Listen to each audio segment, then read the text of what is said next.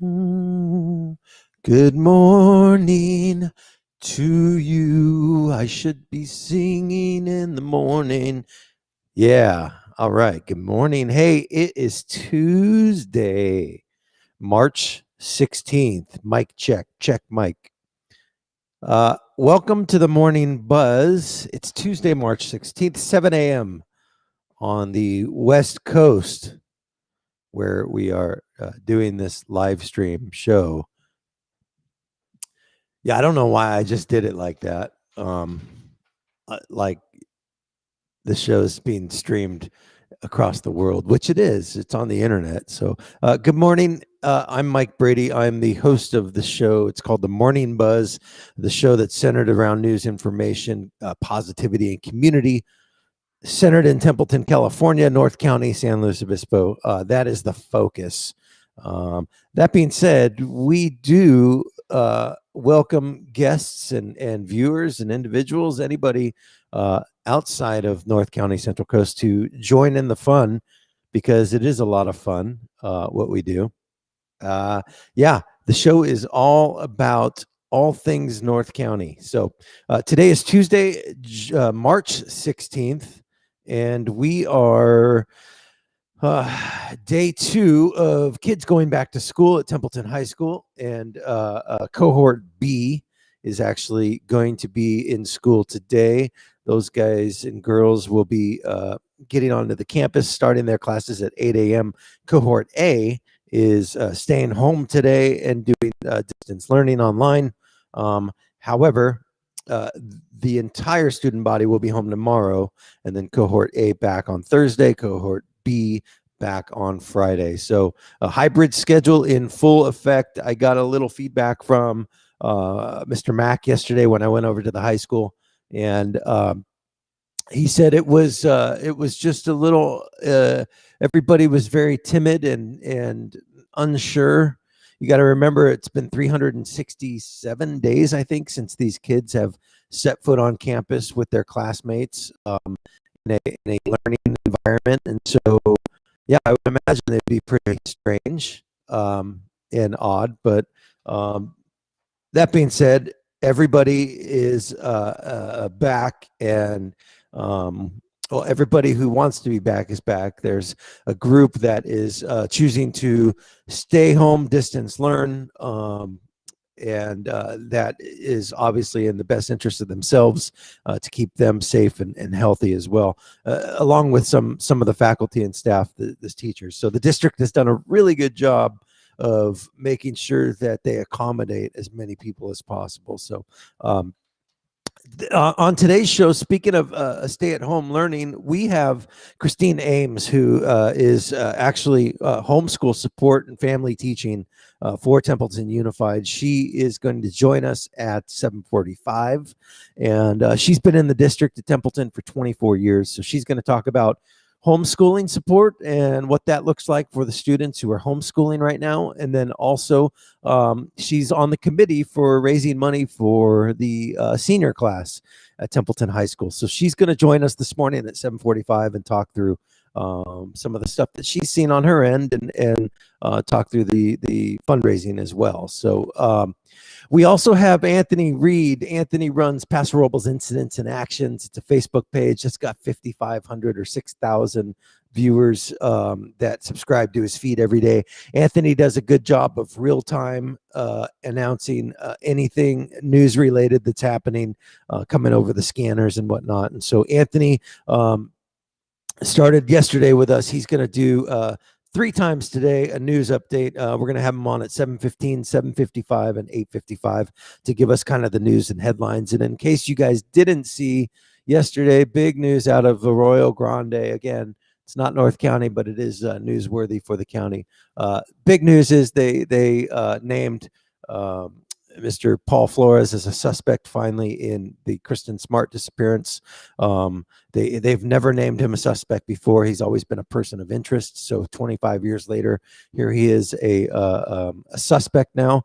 And they served a search warrant at his father's house in Arroyo Grande. So that's breaking news that's been happening in the last 24 hours. So, but more on the news when Anthony joins us. Hey, what's happening in town, in and about town. So today's Taco Tuesday. I made my short list of places that we should probably try tacos and rate at some point. So Touch of Mexico obviously has awesome dinner. I don't know if I've ever had their tacos, but I would imagine they got really good authentic tacos. That's down on Main Street. Chulos is also a breakfast and lunch place over by the hospital. They have tacos, and Jack's, my favorite tacos at Jack's are the Jack's tacos, the carnitas. Those are awesome. Taco Roco is just your like classic taco stand tacos that are bomb. And then Pier 46 is probably my favorite taco ever. The halibut taco there is legit. So those are tacos for you on Taco Tuesday if you're looking for something to tacos to eat. All right, what's happening today around town? 10:30 a.m. There's a mass if you'd like to participate at St. William's. It's a Lent mass over there at 10:30 in the Atascadero. Madonna Inn is always doing that Circus Vargas flying trapeze experience. If you're looking for learn how to jump on or fly around on trapezes, you can do that today. Farmers Market in Paso Robles at 9:30 a.m. That's on 12th Street, right next to the park. Down in Laguna Lake tonight at 4 p.m. there's a disc golf at Laguna Lake. So night disc golf if you want to go out on a Taco Tuesday date. Sunset Beach Yoga at Morrow Strand State Beach tonight. But also if you want to start the day with yoga this morning, go down to Pismo at 10:30 a.m. Addy Street Surf Parking Lot. You can do beach yoga at 10:30. So you could start the day with beach yoga and end the day with beach yoga. Or you can just stay here and drink beer and eat tacos. I don't know. Which would I do? Let's see. There's a chronic pain support group happening 5 o'clock tonight at Rabobank in the community room on Los Tablas. If you want more information for that, it's 805-704-5970. That's at Rabobank over on Las Tablas. And then we have, there's also a grief recovery and support program that's online from 10 to noon today and then 6 to 8 tomorrow. But it's $59. It includes a booklet. It sounds like it's a pretty good program there that they run online. So if you want more information on that, just DM me and I'll send you the link. Here's something really cool that I found in the New Times, and then I saw Paso Robles Press talked about it, or I'm sorry, Paso Robles Press. I'm so sorry. Paso Robles Daily News talked about it. It's the Central Coast Film Society. The competition is called Never Stop Creating. It's a student film and digital media arts competition. So it's running now through the April 15th. They're accepting submissions. And so what it is this is an opportunity to celebrate the Central Coast students who found a way to stay safe and continue to create through the pandemic. It covers film, digital arts, screenplay writing, and podcasting. So if you want more information on that, it's info@centralcoastfilmsociety.org. So really cool opportunity for those kids who are into those creative arts to submit some submissions and hopefully be up for awards and contests. I reached out to them to see if we can get them on the show to get a little more information to talk about it. So, hey, in preparing for tomorrow, it's St. Patrick's Day, we wanted to just run through a list of things that I've seen to do out there tomorrow. I've actually got my wife and my family. We're hosting 2 traveling nurses. They came out here from Pennsylvania in October during the pandemic and were assigned to a local hospital. And so they've been staying with us on our property in their 5th wheel since October. They're here through April. And we've just had a great time getting to know them. But they're from Pennsylvania. And if you know anything about Pennsylvania, you know that they have like one of the biggest St. Patrick's Day celebrations happening in the world. And so when I got a text from Rob last week saying, hey, what's everyone do around town on St. Patrick's Day? Are there any parades to go to? I kind of chuckled and said, wow, yeah, we don't do St. Patrick's Day anything like they do out there on the East Coast. So I actually told him that I would take him out tomorrow and we would do some St. Patrick's Day stuff. So then I started Googling like what's happening on St. Patrick's Day in town. And really, I don't see a whole heck of a lot, but I will give you the list real quick. Poorhouse in Paso is doing 2 p.m., $4 Guinnesses. They have corned beef and cabbage, red potatoes, and bread. And some Irish music. So we're going to probably pop into Poorhouse and start the day there, or start the afternoon there. In Atascadero, Tent City Beer Company, 3 p.m., $4 Irish stouts, $11 corned beef sandwiches. And they also have Irish fiddle music from 6 to 8 p.m. tomorrow night. That's at Tent City. So that's kind of cool. The VFW in Atascadero is doing burgers and brats, and they're kicking it off at 11 a.m. because they don't mess around. So that's in Atascadero.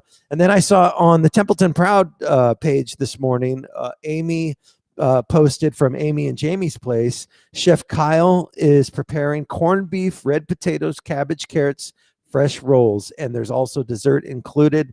The meal is $18.95, and you can call them to order today and tomorrow morning.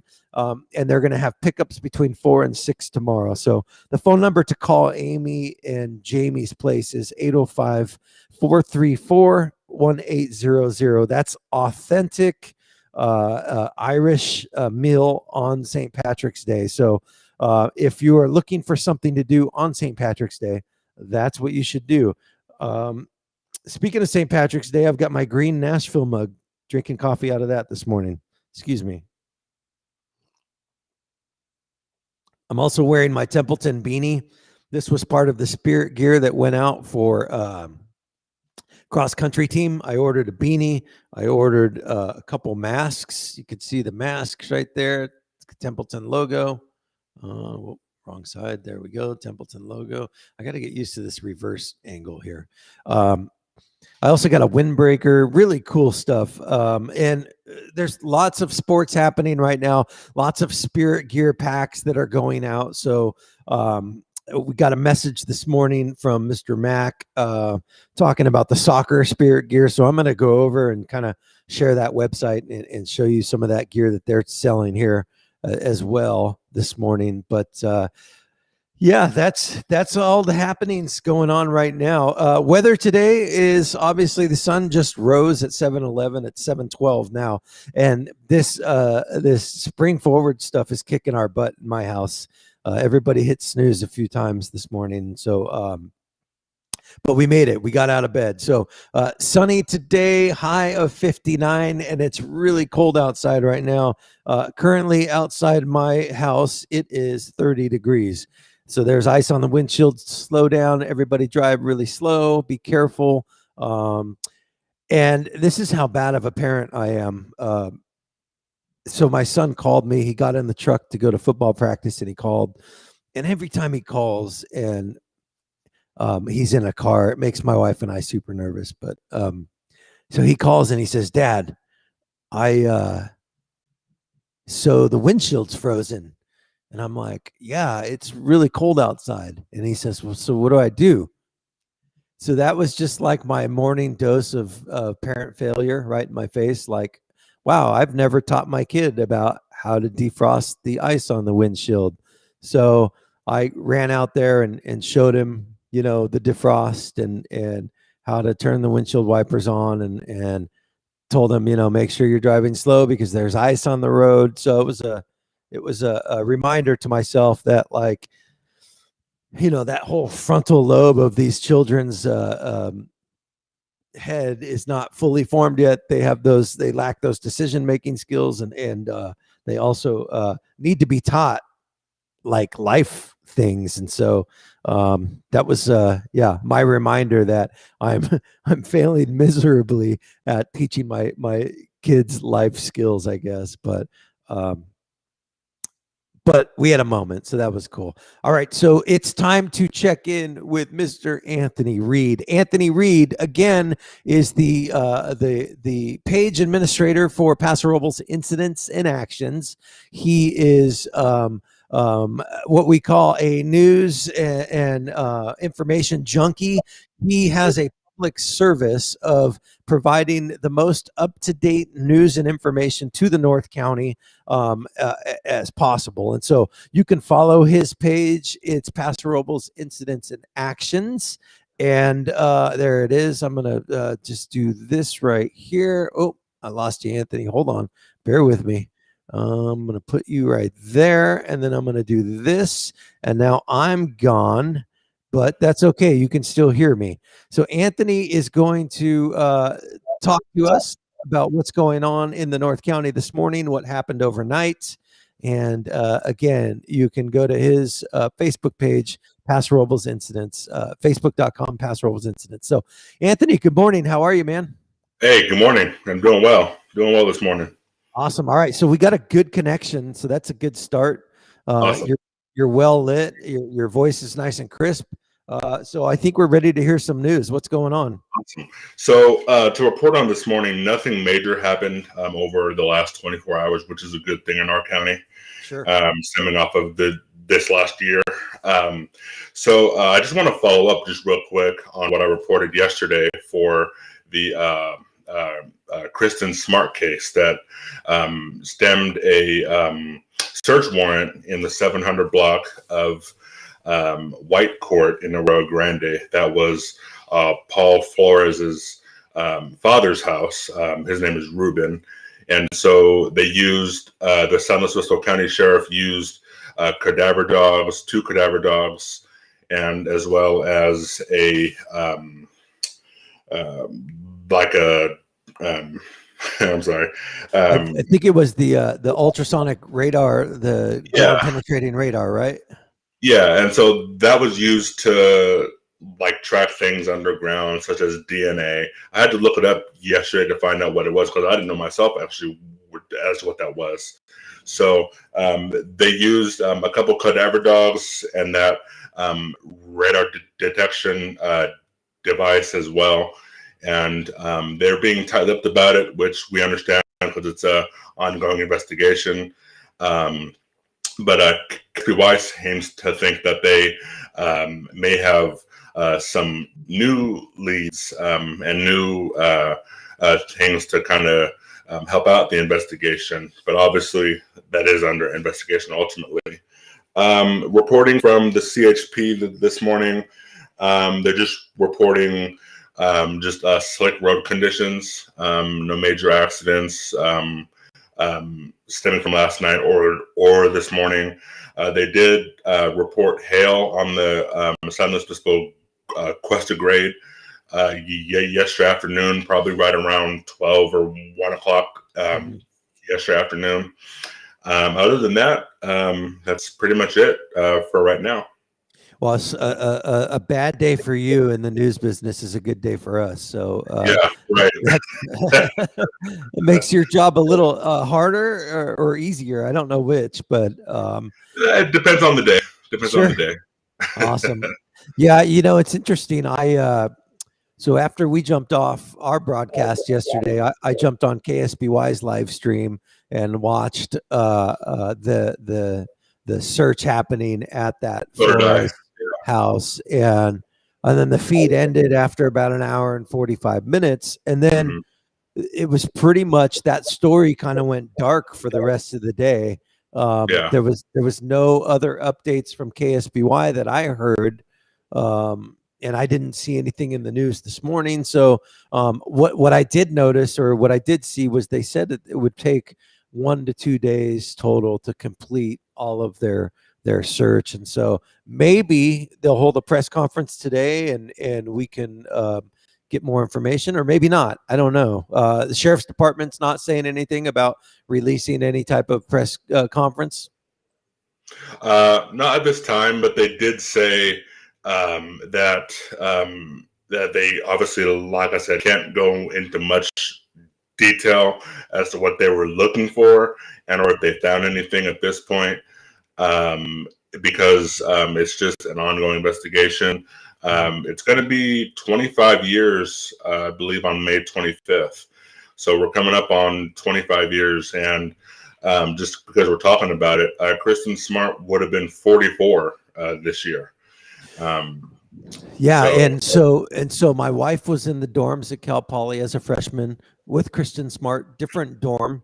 mhm. But lots of people from my class of 95, Paso, went to Cal Poly and were freshmen the same year that Kristen Smart was a freshman. So this story is one that my age group has tracked for the better part of 25 years. And then, ultimately I have family, and my stepdad was a police officer at San Luis PD at the time, and he was working with Sheriff Parkinson and a few others from our community as part of the police force at that time. And so that story was and continues to be something that I've tracked closely over the years. And although I will say this, I haven't listened to the podcast yet that everybody raves about. Have you heard that podcast? Is it called In Your Own Backyard? yeah, it's by a gentleman by the name of Chris Lambert. I've had the opportunity to go back and listen to it over the last year because I've been out of work. So I've had the opportunity to listen to it, and it's pretty interesting. He brings several things to light in terms of the investigation. He gives a good timeline. He's real accurate with what investigators have released. Obviously, he's no greater than like you or I in terms of privileged information.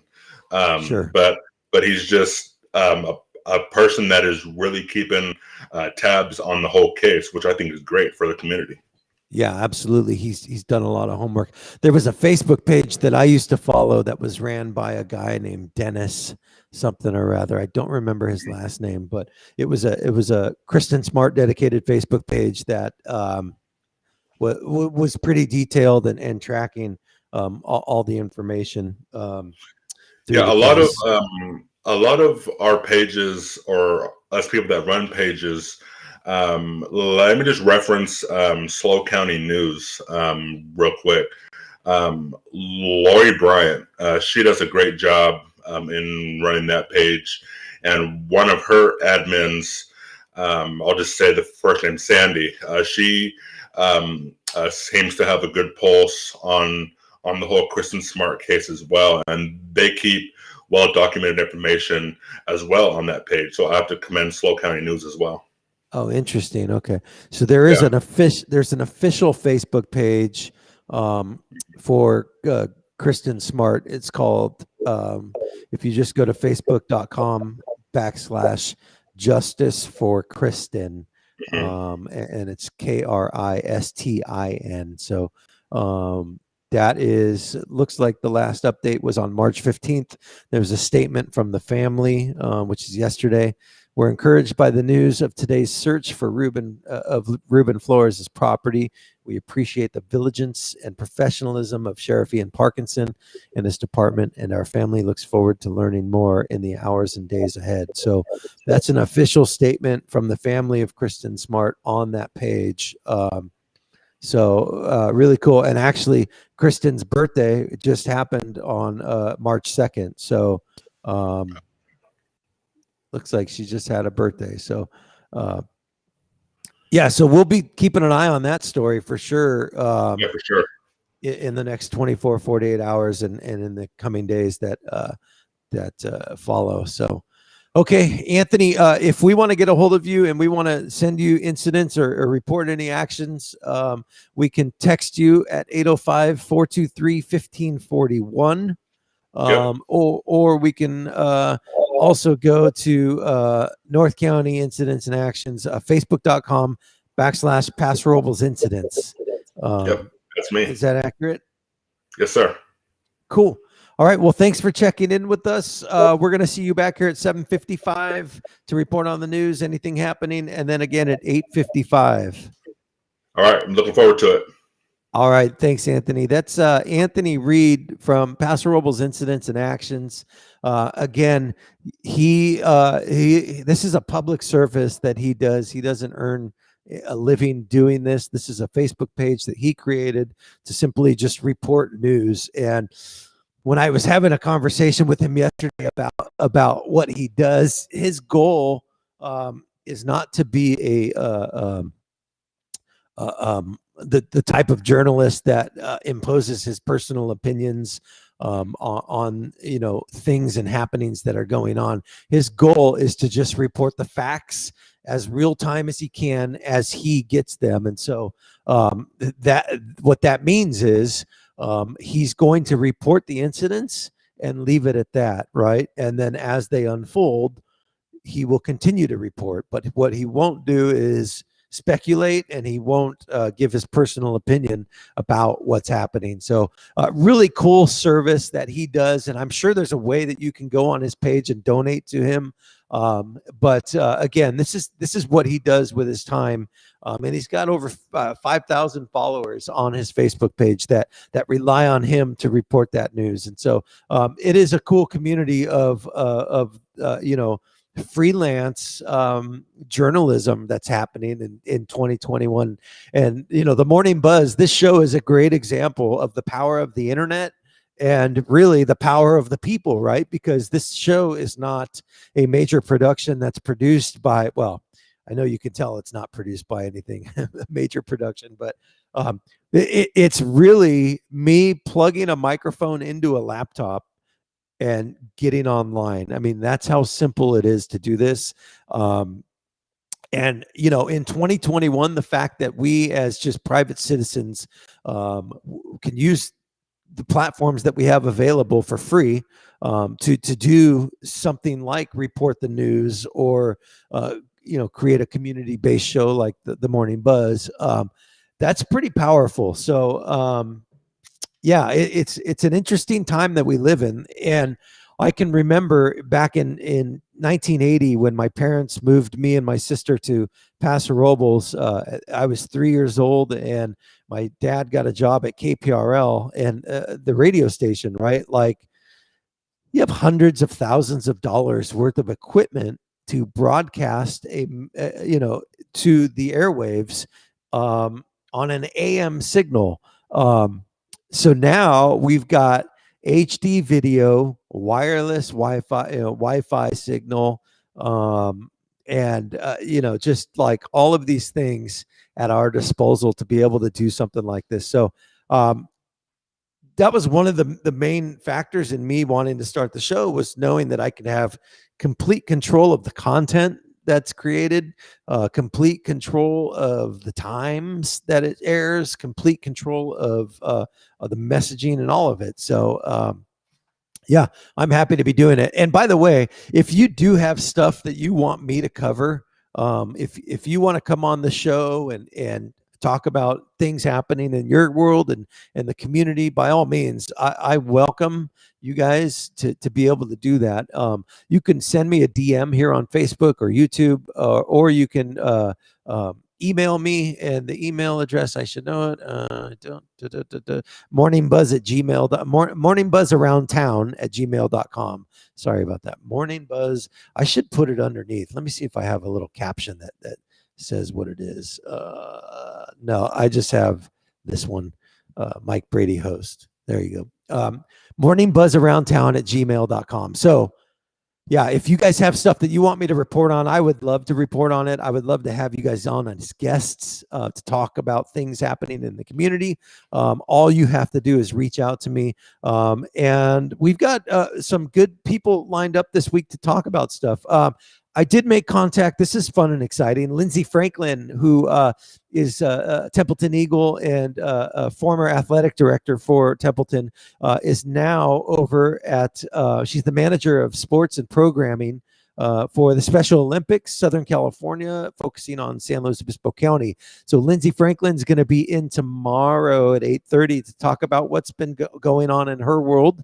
And yeah, we figured, let's keep with the theme of welcoming back these students and sports and athletes, and make it, bring in a former AD and Eagle that everybody knows and loves, and check in with her. So she'll be on the show tomorrow. We also have Coach Crow's segment, 8 o'clock tomorrow. He's going to talk all things football, all things Templeton Eagles football. Let us know how the team is progressing, and what, how they're looking and whatnot.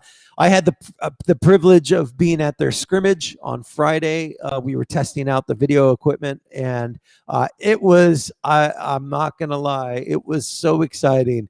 to see the boys in uniform, full pads, full contact, running plays, game clock going, just full speed, just game type situations. That was fun to watch. And the kids were pumped. It was really exciting. So, yeah, it's going to be fun to watch them as they get to, get back out on the field. And I know I talk about it every day, but it's an exciting thing in our house. And I'm sure it's an exciting thing in a lot of people's houses too.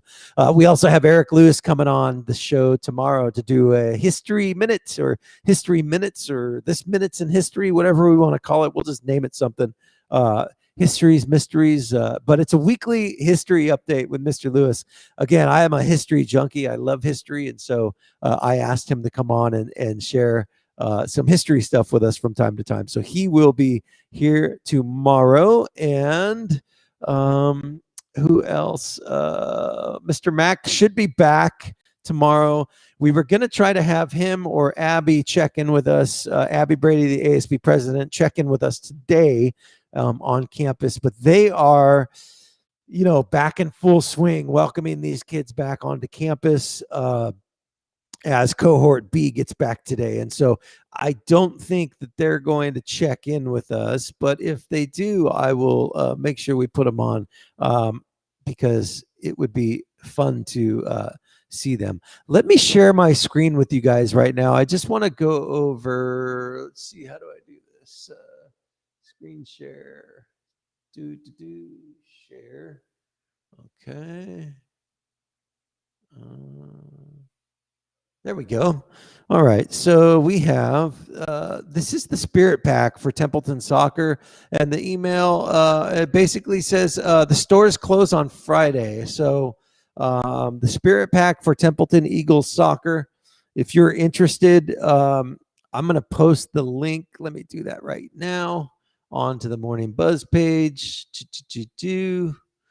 Facebook, Morning Buzz. I'm going to post it in the comments. Can I do that? Where am I here? Oh, I can do it here. My bad. Boom.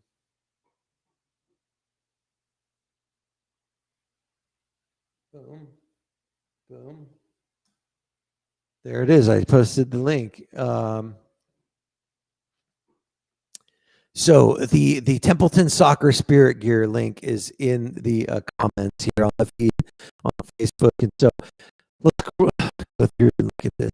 Okay. So, which by the way, the beanie that I'm wearing, I got from the Spirit Gear for the cross country team, and they're not available anymore. But soccer, I noticed, has a beanie that is available, and that's a black beanie. That's cool.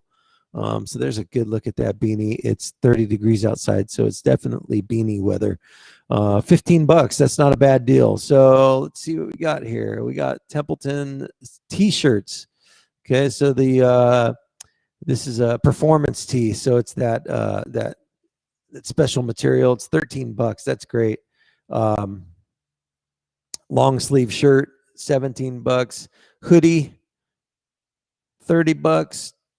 Fan wear t-shirts, 3 different colors. Can't beat that. I like that gray. I don't have enough gray shirts like that. That's cool. Let's see. Okay, we got hats, more sweatshirts. Okay, this is a heavyweight hoodie, and these are midweight hoodies. Okay, so that's the difference. Long sleeve shirts. All right, so there it is. That's the soccer, Templeton Soccer Spirit Gear. All sales are final, and no additional orders or changes after Friday. So orders will be delivered to the high school, and then the coach will distribute them. So get your orders in before Friday. Click on the link that I posted. It's the Templeton Soccer Spirit Gear Pack that is available right now. I didn't see if anybody did see it, I didn't see Mr. Mack's daily email update go out yet. And so Sometimes I don't get it, and sometimes I do. But I wanted to share with you guys the update if possible, but I don't see it. So maybe he hasn't put it out yet. It's a morning sports briefing that he puts out. And I'll just share. This is what it looks like when it comes into the email. Here we go. So this is yesterday's. It came out yesterday, but it's an email that Mr. Mack sends out every single day, which is great. And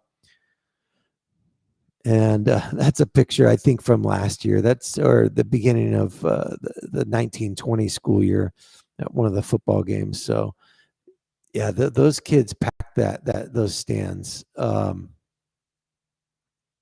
So this is this week's competitions. He does a really good job of outlining kind of all the activities happening for Templeton High School.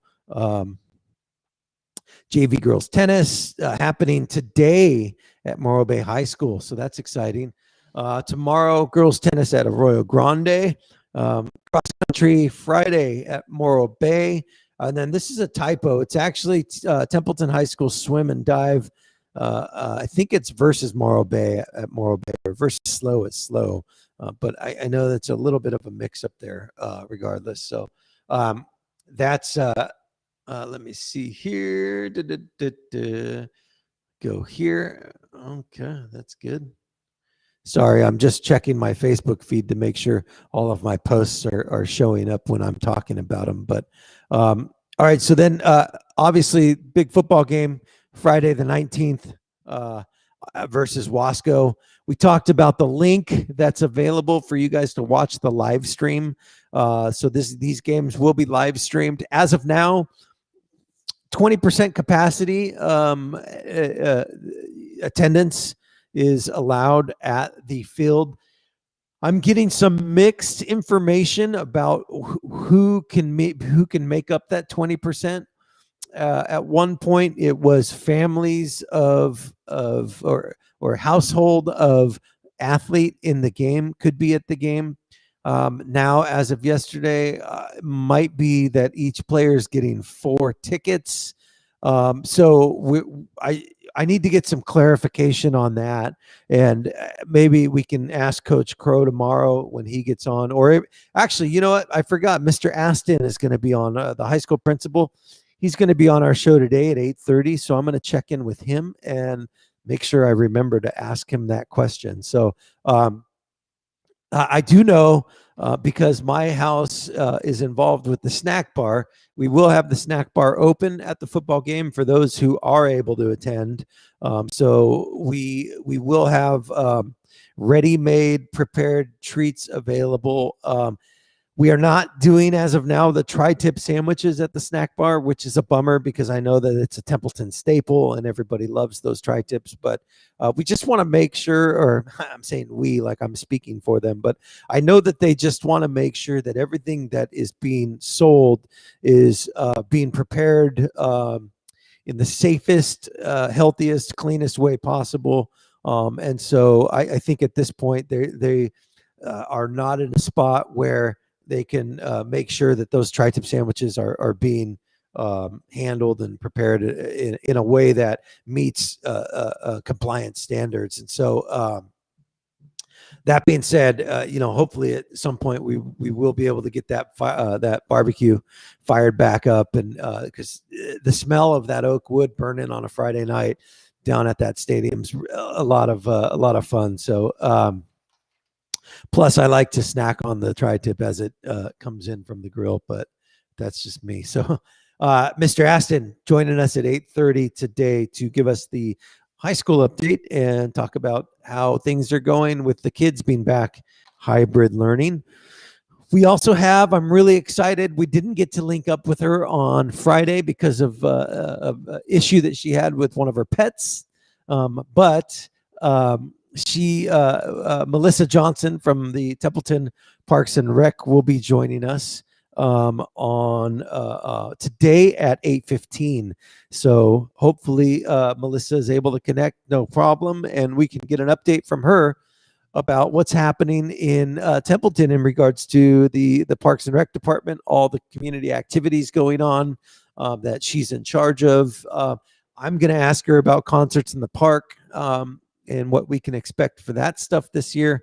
What else? And if you guys have questions that you want to ask her, I'm sure she'd love to answer them. So just you can post in the chat and go from there. So going back through sports here, let's see. This was the news from the weekend. This is the track results or the cross country results we went over already. Again, Mr. Mac puts out this thing daily, or as close to daily as possible. It's an email that just drops into my inbox every single day, and it's cool to get and check in with him. So then we will, make sure that when we get him back on tomorrow morning, we get the updated information. If you do want to subscribe to this email and get it in your inbox every morning, here's the email address. It's, let me see if I can copy this. Boom. I'm going to drop this in the chat. And oops.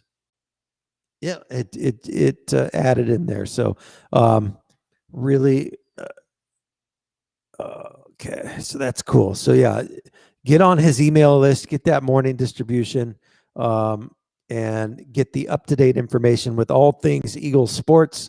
It's a daily briefing that he does. So that's it. Okay, in 5 minutes, we've got Christine Ames coming on the show. Christine Ames is a 24-year Templeton School District veteran. She's been in the district for a really long time, and she is in one of she's actually a senior parent as well this year. So her son is graduating this year. So she is on the committee to raise funds for the seniors. She's going to share what they're doing to raise those funds, talk about all the things, all the activities that the kids are going to be getting to do that, will be probably altered for safety precautions. However, they will happen because we want to give our seniors the best senior year experience that we can. And we're just jamming it all into 3 months. It's going to be like 12 months worth of senior activities in 3 months. And so it's like a senior year boot camp for these kids. When they graduate, they're going to be so ready to go out into the real world and do amazing things, and or they're just going to be completely burned out and ready for summer break. I don't know. But nonetheless, I do know that my kids came home with smiles on their face yesterday from being part of cohort A. And so that was a good step in the right direction. Mr. Mack was super excited yesterday afterwards, and so that was cool to see him. But the feedback that we got was it was a step in the right direction and positive movement. So again, Christine Ames is going to join us here in a couple minutes. She 24-year Templeton school district veteran, a senior mom going through, and now she's in charge, or she's a support for the homeschool program for homeschool family teaching. And so she's going to talk through all of the challenges that she's had in the last year, and really all of the things that those homeschool families are facing, what that support from her looks like on a daily, weekly, monthly basis, and what it's looked like, to be in this role through the pandemic. And so she's going to share with us that information. And if you don't know her, she's got a pretty amazing story. We're gonna kind of just get introduced to her this morning, but I am gonna have her back at a later date to kind of talk through more of just life, and all of the ups and downs and the things that we go through as human beings, that really shape who we are. She's got a really inspirational story to share. And so at some point when we have more time, we'll really do a deep dive. But for this morning, we're going to just keep on track and focus on seniors. We're going to focus on supporting the family, homeschool, and we're going to get introduced to her. So let's see what time. And we got 1 minute till she comes on. Oh, looks like she's in the waiting room right now. So let me get her in. Hello, hello. Good morning. How are you? I am great. So happy to be here. Thank you for having me. Absolutely. We're so happy that you're able to join us. Let me see if I can get a title under you so people know exactly who you are, because you're not Mike Brady. All right, Christine Ames. All right, and what's your official title? You mean like through the school? We'll just say Templeton Unified School District teacher. Yeah, teacher. Okay, perfect. And it looks like I spelled everything right. You got it. There it is. Boom. Now people know you. Well, welcome to the show. I appreciate you coming on. Thank you. Thank you. I think what you're doing is fantastic, and I hope that your following just continues to grow as the word gets out. I tagged a ton of people that, I was going to be doing this and just to let them know what your show was all about. So a lot of people are interested, and I think we just need to keep getting the word out there. It's all an experiment. I have no idea if it's going to catch on, but I figured, let's give it a shot, right? What's the worst that could happen? All right. So I see in the chat, you sent me a couple links, right? I did. Okay. Let's see here. Those are related to our senior fundraising that we're doing. Okay. I'm going to share my screen. Oh, let's see here. There it is. Okay. So I'm going to click on the link. I guess we can jump right in and talk about the See's Candy fundraiser. Yeah, sure. So the Senior Parents Activities Committee has been functioning since the beginning of the school year. And our goal is to raise money so that we can provide a prom for our seniors, as well as a grad trip. It could probably look different this year because some of our traditional venues aren't allowing those trips, but that continues to change as the state continues to open up. So we're hopeful.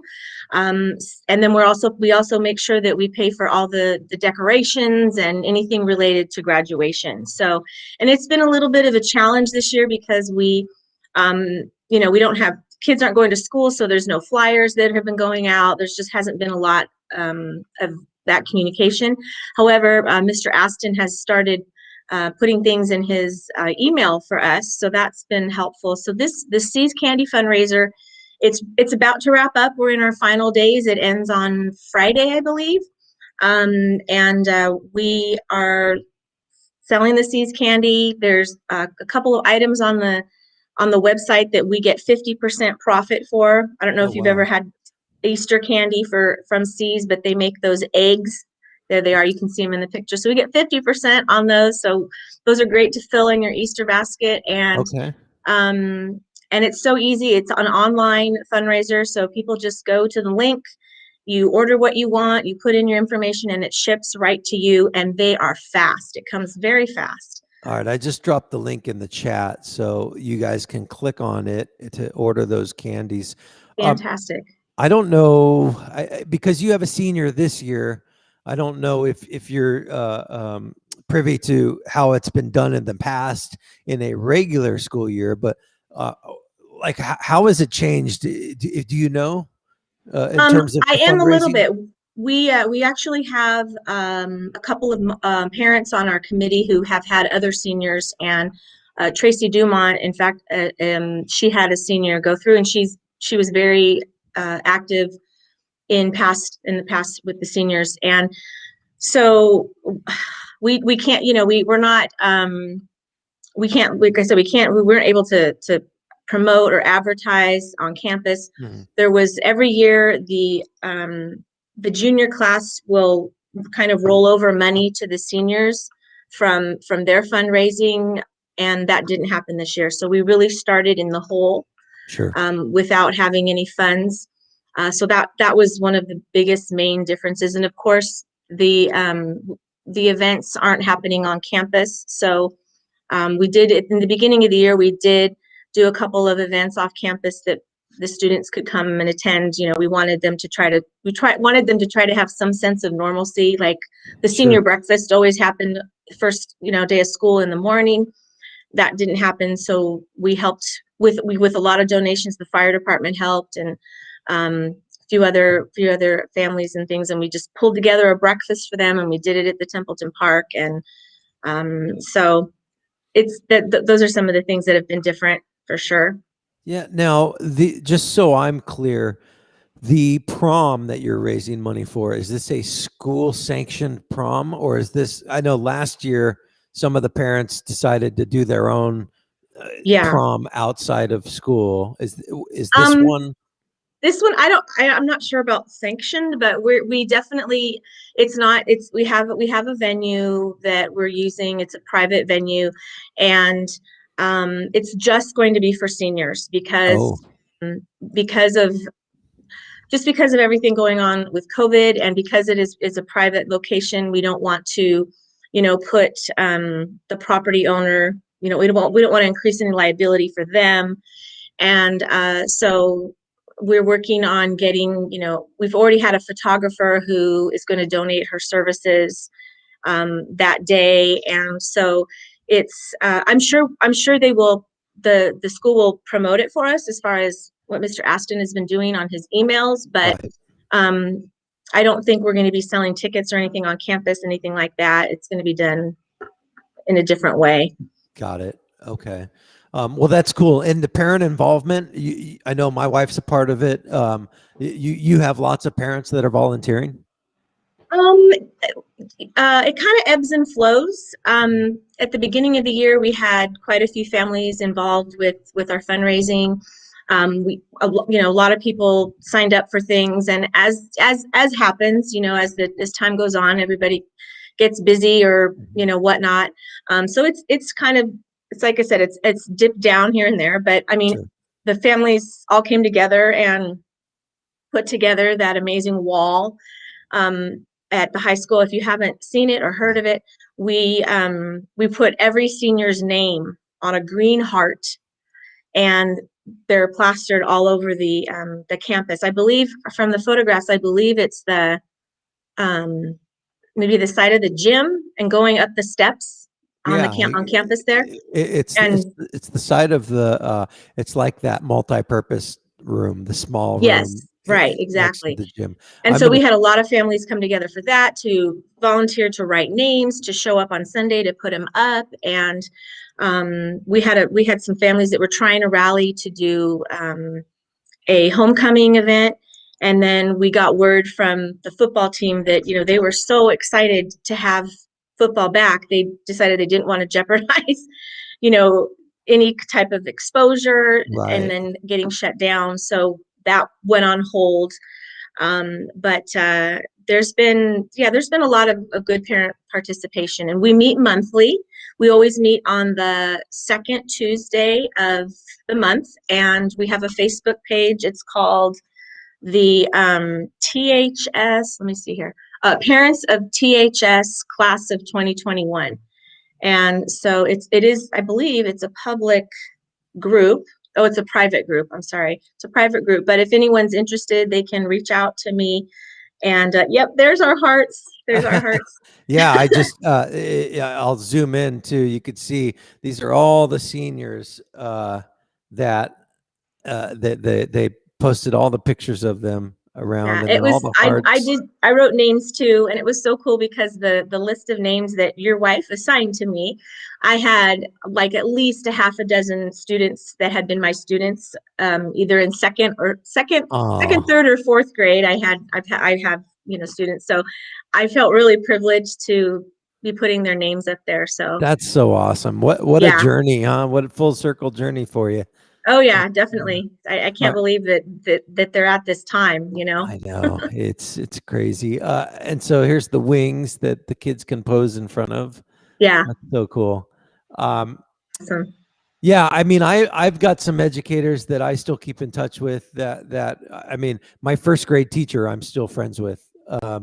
So, all of these years later, the work that you guys did in the class for those little kids all those years ago really matters, right? And for me, I think so, yeah. I'm a 43-year-old guy, and now I have a glass of wine with my first grade teacher when I see him out in town, right? Like that's the coolest thing. And so Yeah, I taught in another district before I came to Templeton, and it's been a number of years now. It's been like, I don't know, maybe 6 or 7 years, and I got this random message out from Facebook. Did you used to teach at Carol Fowler Elementary School in Ceres, California? And I said yes, and it was one of my former students. wow. And so she moved to this area, and we became friends as adults. We went to a concert at the fair, and she's now engaged, and she's got a baby, and so that's been pretty cool to do that. Awesome.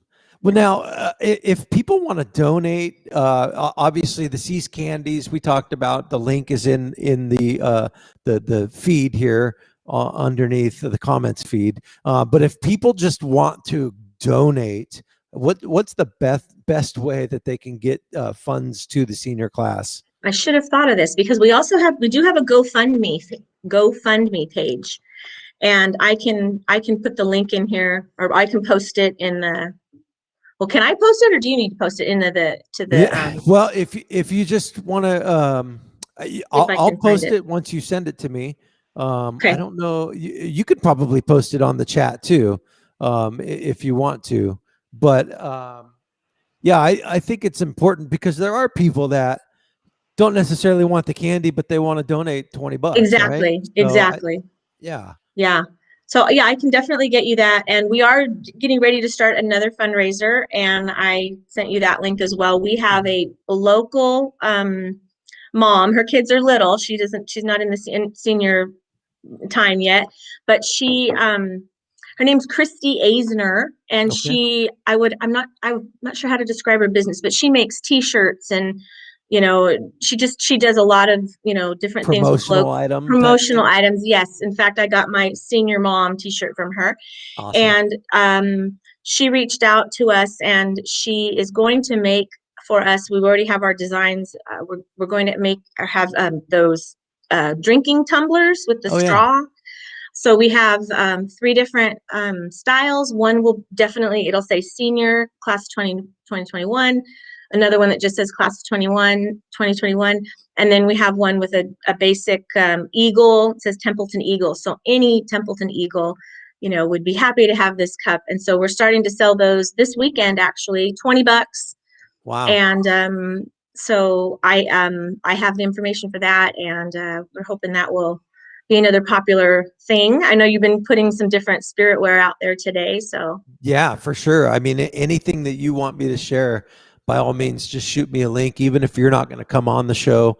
Okay. Or, like I tell everybody, this is our platform. So if you do want to come back on tomorrow for 2 minutes to just shoot something out, like use this platform, please. Right. Okay. So, yeah, anything you want to send my way, please do.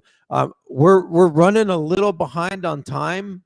I've got Anthony on standby to give us some news, but that's okay. We can wait on that for a minute. I do want to talk about the work that you're doing specifically for Templeton Unified. I know that you're involved in the homeschool program. Yes, this was, as we all know, this was an unprecedented year for just about everything, right? Mm-hmm. And last summer, when parents were needing to make their decision about, where they were going to have their child for the school year, we had over 300 students that opted to not do distance learning. So that meant that our homeschool staff needed to grow exponentially. Traditionally, for the last 3 years at least, maybe even beyond, there's been 2 homeschool teachers for the K-8 students. We have, let's see, 10 just for K-8. And then there's a few middle school teachers that are teaching. They had been teaching distance learning, and they were also doing a section of homeschool. So you can see how much the need grew.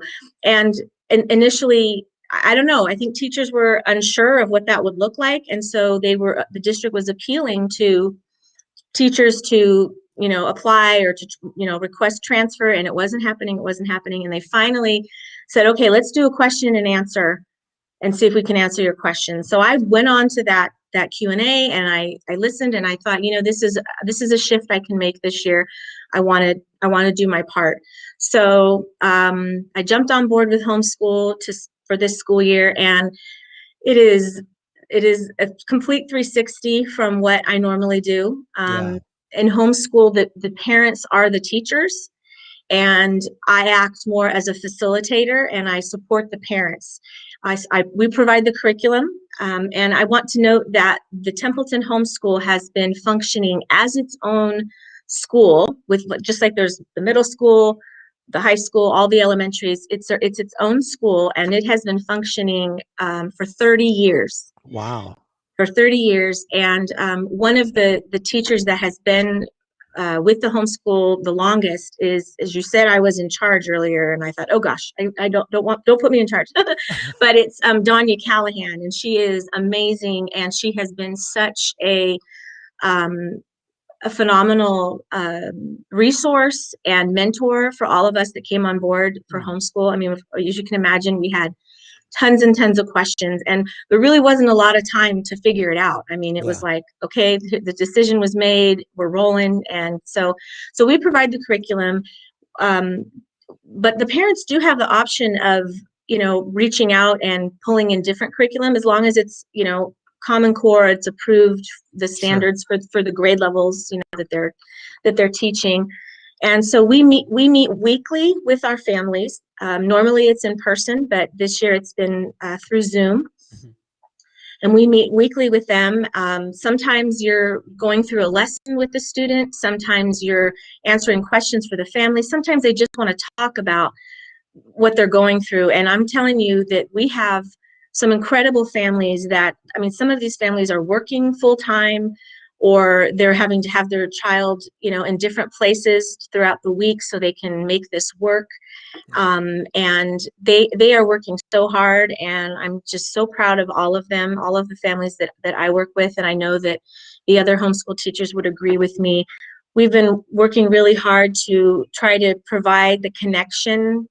Obviously, it's very different, but the connection between the students. So many of us have a weekly class Zoom that they're welcome to come to. It's optional. Some of this, kids really need that. They still want to see each other. They still want to see faces, And so I might read them a story. We play different games. We have, some of us are doing like family nights once a month, like a fortnight. Now, don't get that confused with the video game. It's not the video game. They actually build forts, and then we show them on camera, and we get inside and we read stories. And I'm actually going to be doing a Lego night, family Lego night next week.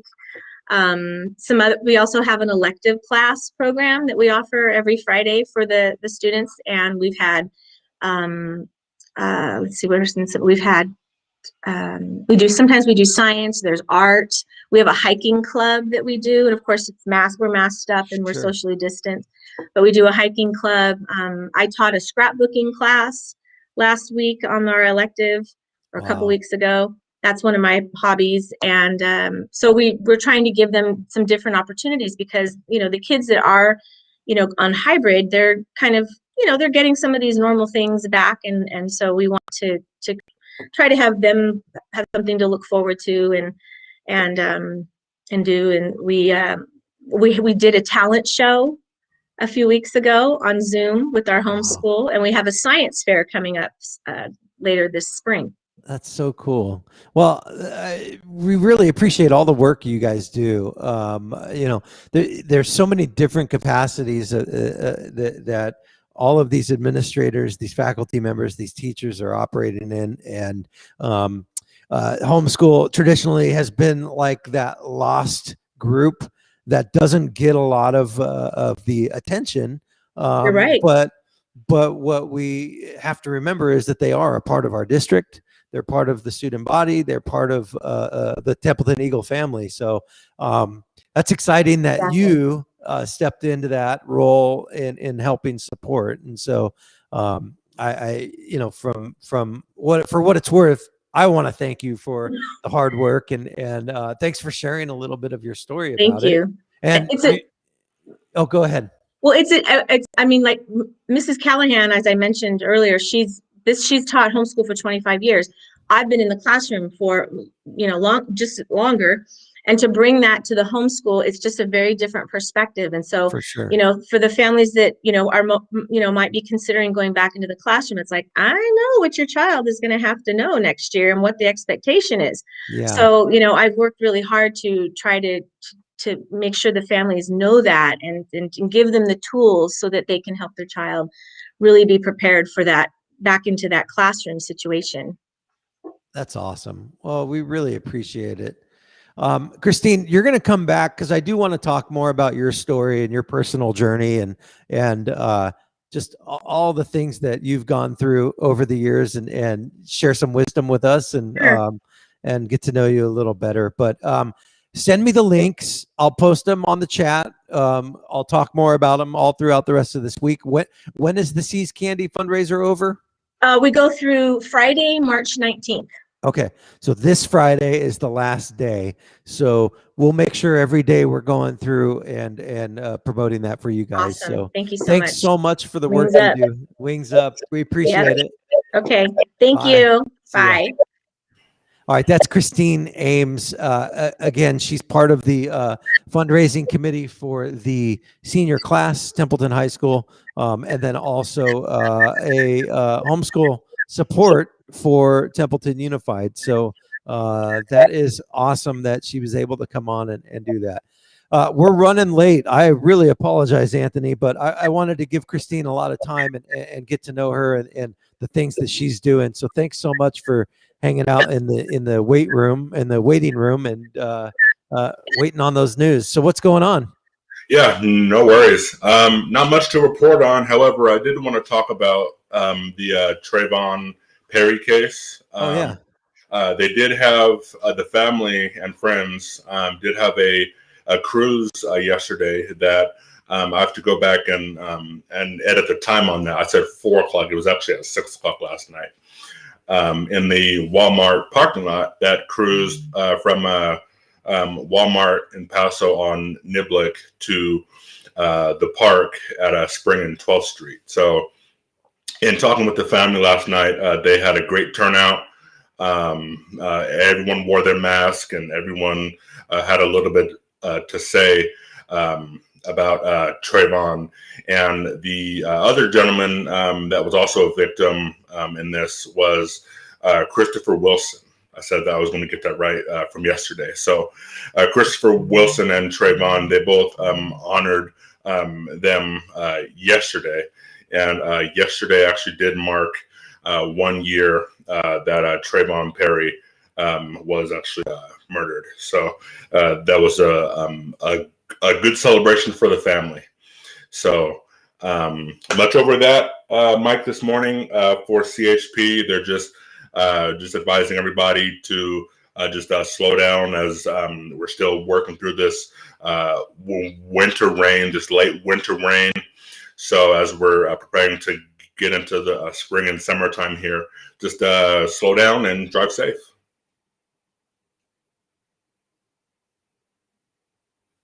Sorry, my mic was off. Can you hear me? Yeah, I can hear you.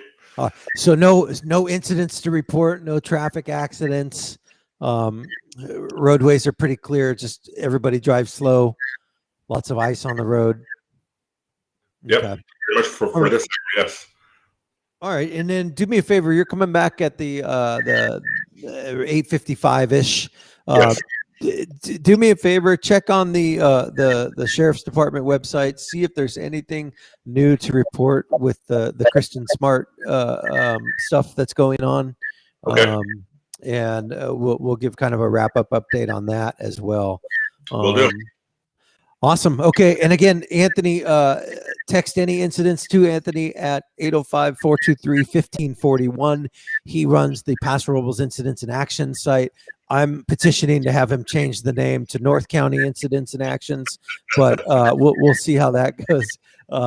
So if you want to follow his page, if you haven't followed his page, he does an awesome job at reporting real time all the stuff that's happening here in the North County and actually countywide. So thanks again for the service that you do, and we'll check in with you here at towards the end of the show.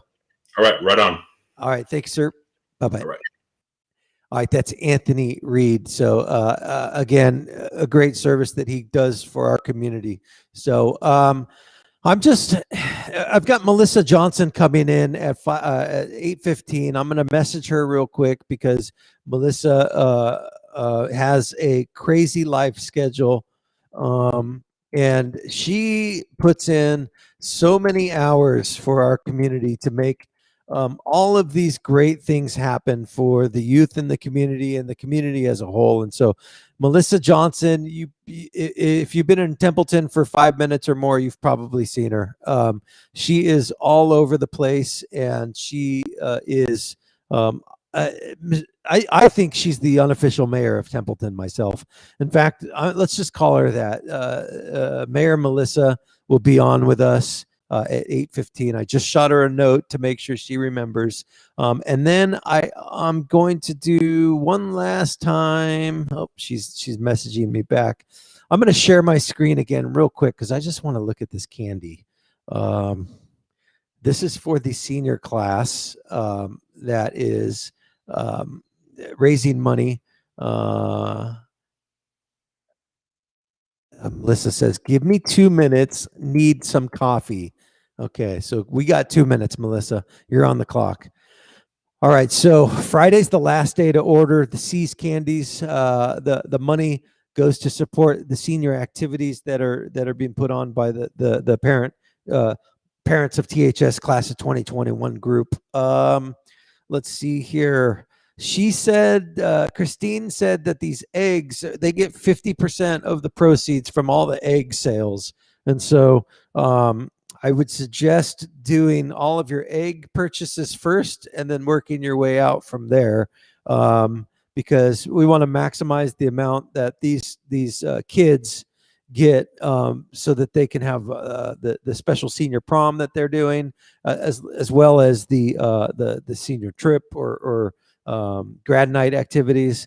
But yeah, if you're looking to order See's candies, which there's nothing better than going to a party or a house and seeing that box of See's candies. And if you're like me, you have to bite through like 5 of them to find the one that you like, but then you got to eat all 5 of them anyways. But again, this is a great fundraising activity for the Templeton High School senior class.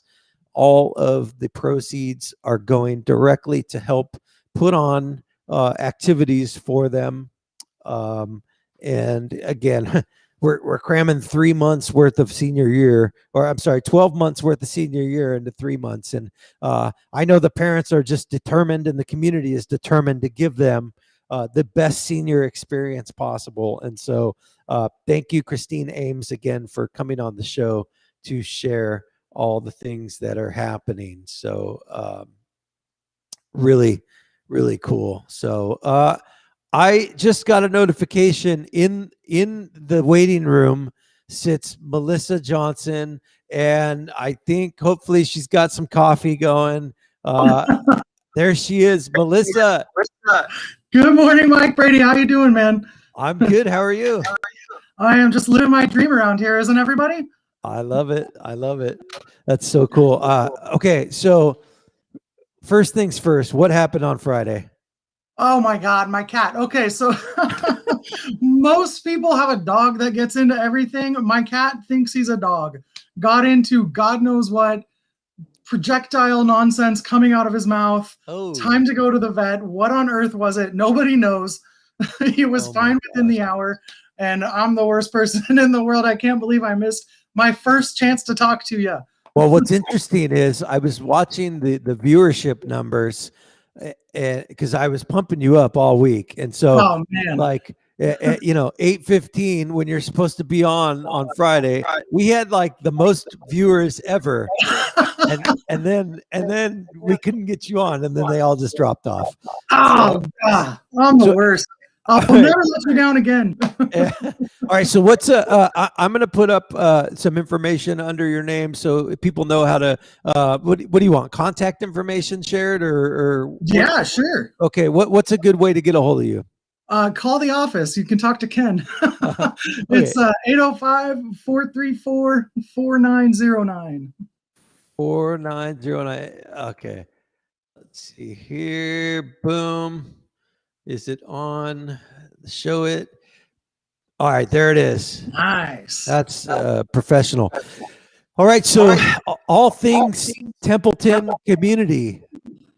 What's been happening this last year? That's a loaded question, dude. So, Yeah. So what? March 13th, 2020, everything shut down, and it was the beginning of the end, is what it felt like. Right. The day before we were supposed to start softball and t-ball games, baseball games were starting, and no, absolutely not. So everybody go home, and I was like, sweet, a vacation. A 2 week. It was a 2 week flat the curve. Yep. I was excited, right? I mean, Yeah. March for us, you guys, is typical chaos, right? We've got end of season basketball tournaments happening. I've got a conference I go to every year just to get recharged. We've got softball starting. We're looking down the pipes at all the spring activities, concerts in the park are getting planned.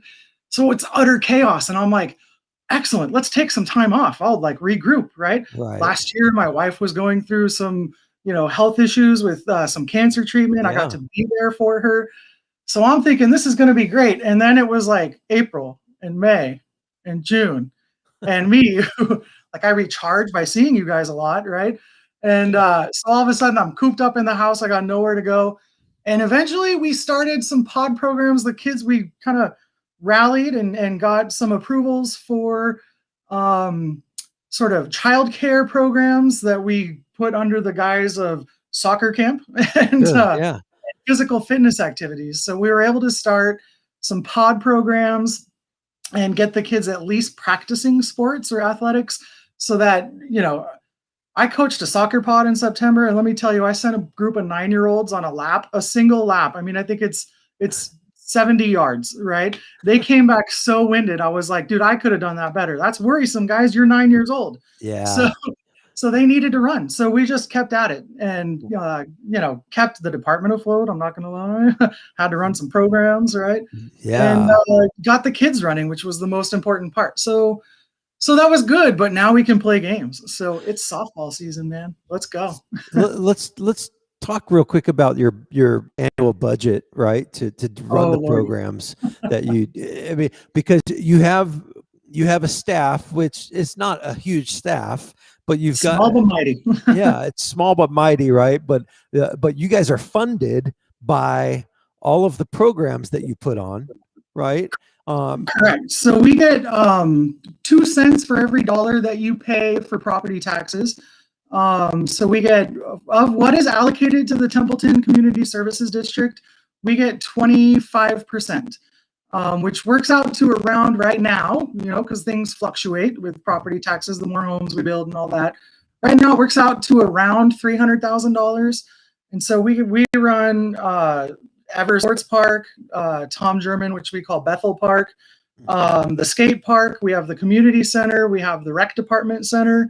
So 5 facilities, a parks maintenance person, myself, and Kenny, and part-time Bree, who is our work mom and the best ever. So all of that happens on about $300,000. I'll tell you right now, that's enough to maybe take care of 2 parks, right? Sure.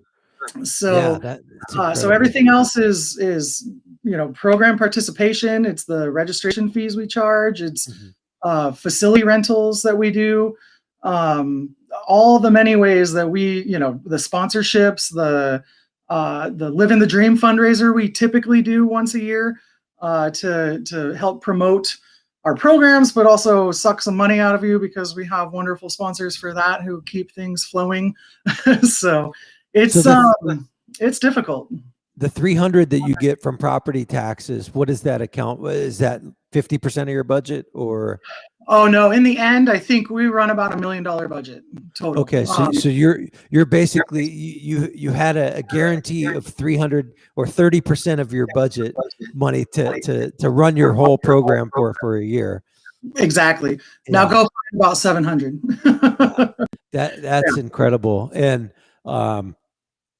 people don't think about all of the additional fallout from these types of things that happen. But yeah, I mean, we're seeing it across the board with I'm part of the Heritage Foundation at the California Mid-State Fair, that helps run that facility. Obviously that revenue is way down over the last 12 months. And so they're scrambling, trying to figure out how to run it. But you have a service for the entire community, for all of the kids, all of the parents. I mean, what you do is like essential, right? Well, yeah. I mean, we like to keep kids busy because I don't know if you've noticed, when they're not in school and when they're not busy, they do things like drive you nuts. Oh yeah. Litter in the town. They do the normal kid things, which is absolutely typical, right? I've always said that I've got more patience for kids than I do for adults, because kids don't know any better yet, right? Right. So right. that's what we got to do. We need to teach them better, right? And that's basically, in a very small nutshell, what we do, right? Sure. So we need to show them that it's more important to pick up other people's trash than to blame somebody for whose it is, right? Mm-hmm. We need to show them all of these important things. So yes, it's daunting, and Yeah. I know we spend a lot of time on sports because, my God, I love a high five, and I love watching kids work hard for their team and go to battle and come out and high five the other team when they're done, and all the lessons they get from it.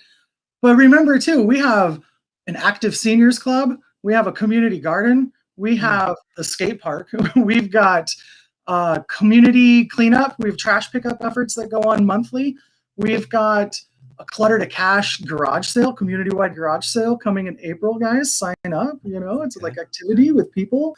So while most of what I do is focused on sports and kids, it's not all of what we do, right? Yeah. So it's exciting times right now. Hey, so I don't want to put you on the spot, but can you talk about Concerts in the Park?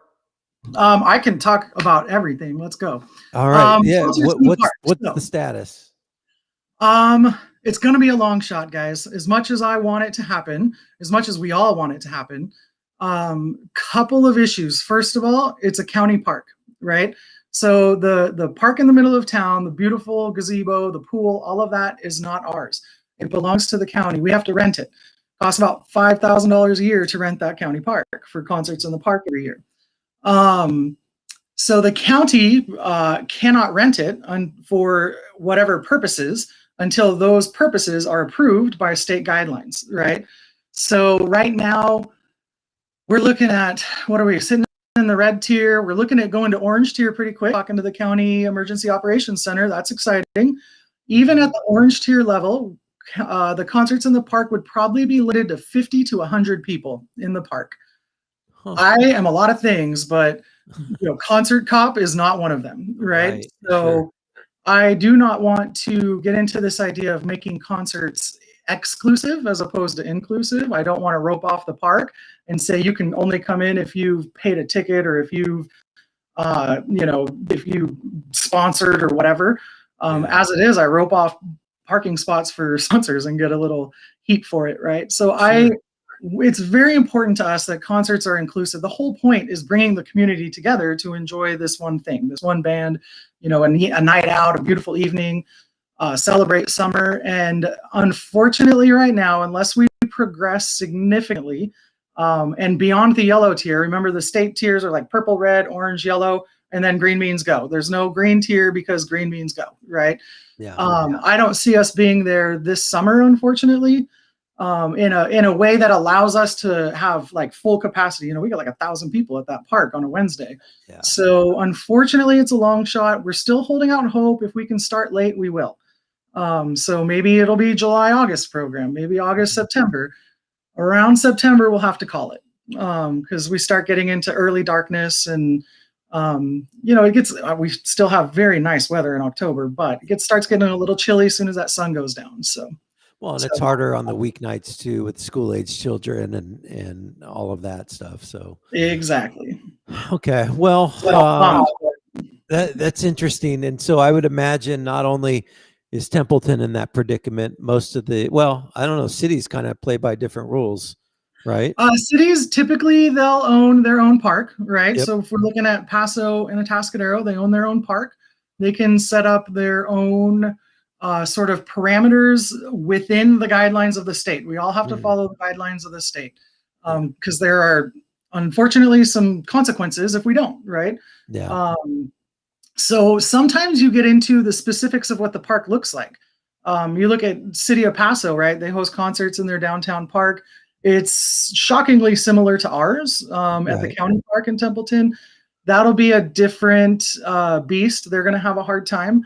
City of Atascadero, they host their park, their concerts at the Lake Park. That place is huge, and it very well could lend itself to a large program with people easily physically distanced. But again, you get into sort of the enforcement side of things. So I think the leeway we all have is how much risk we're willing to take when we push the boundaries, right? Sure. So with sports and getting kids active on the field, I'm going to push the boundaries, right? Right. That's the important part, right? Community concerts in the park and events like that, as much as I want to have them, we need to be cautious about very public settings that way. So understand. And then again, I can't just take over the county park. I mean, I could, but should I? So right.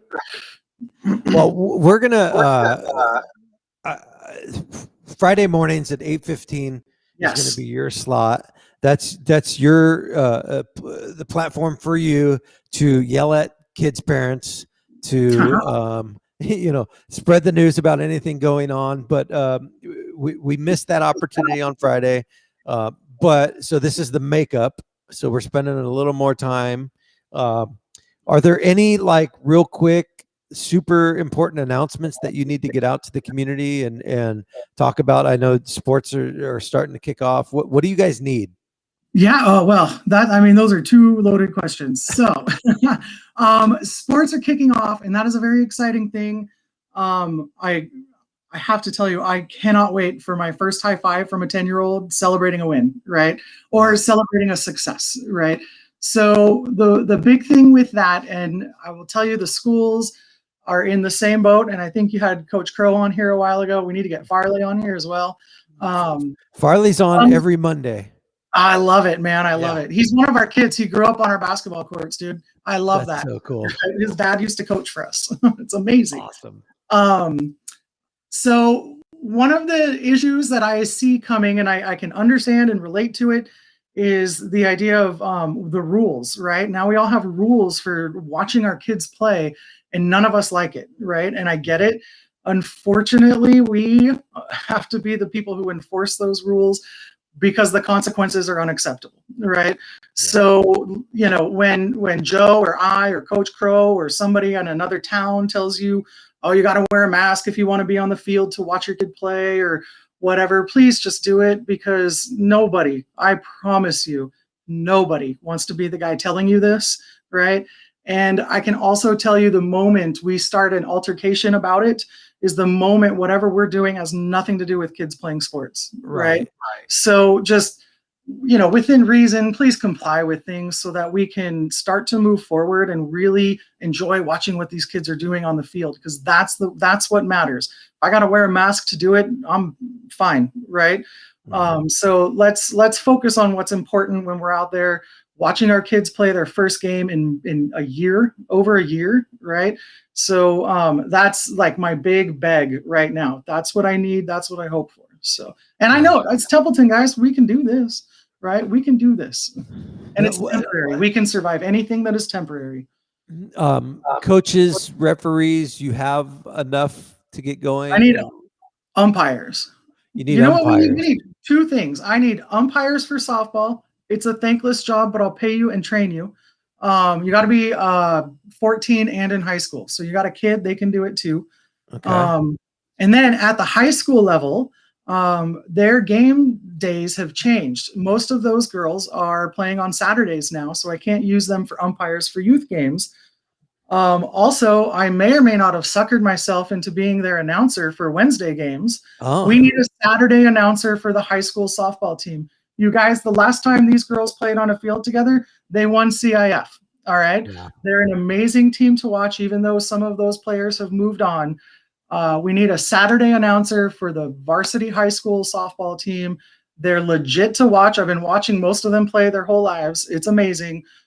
So anybody with voice and some interest in softball, let me know, because I'll put you in touch with people. Yeah. Perfect. So umpires, the qualifications, they need to be 14 and older. When are the games? Games will be, they'll vary, but Monday, Wednesdays, and Saturdays. Monday, Wednesday, Saturdays. And it's a paid position for these Paid position. awesome. Yeah, it's over minimum wage. So I'm great. gonna say you get something like 30 to 50 bucks a game, depending on the level of game, right? Really? So yeah, and we train you. There's a training March 27th. So get in touch with me if you want more information on that.